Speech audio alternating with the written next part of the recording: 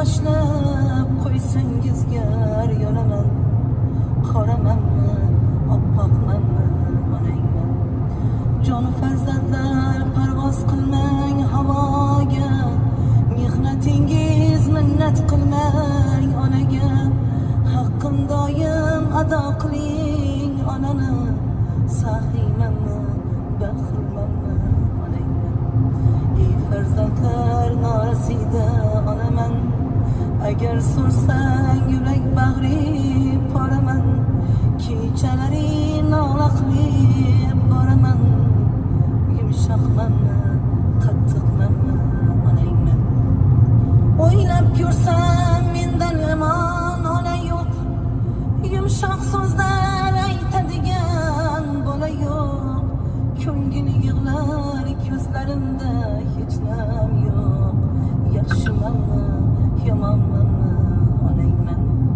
Farzandlarim ko'zim har yon boqay deb kundan kunga sinam qurib boradi. Najot bilan hammangizga qarayman. Polpismanmi, chaqqonmanmi, onangman.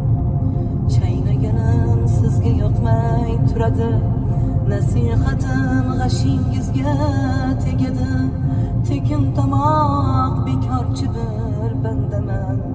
Semizmanmi, ozg'inmanmi, onangman. Yaxshimisiz, yomonmisiz, bolamsiz?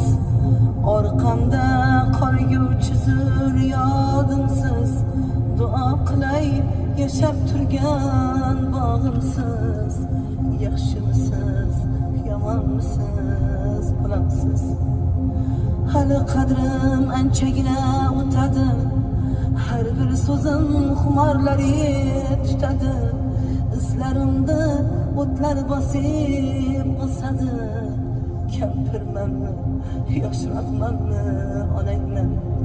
Uy qurganda uy to'rida onang yo'q. Osh suzganda osh boshida onang yo'q. To'y qilganda Fatihada onang yo'q.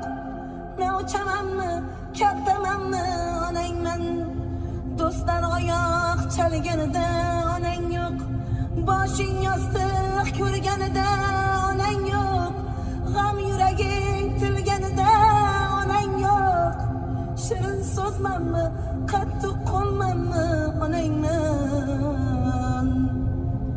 Minnat qilma bergan bolam tuzingni.